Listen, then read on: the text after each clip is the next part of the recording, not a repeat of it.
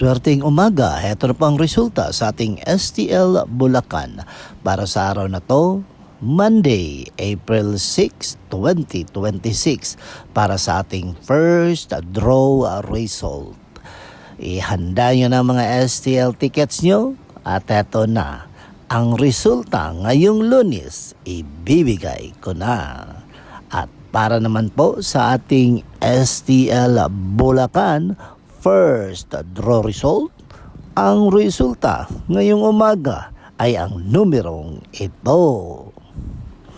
Reminder lang mga ka-STL, dapat wag natin sirain ang tiwala ng isang tao dahil pag ito'y nasira, mahihirapan na tayo itong ibalik. Okay?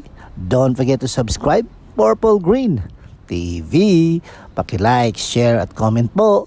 Thank you.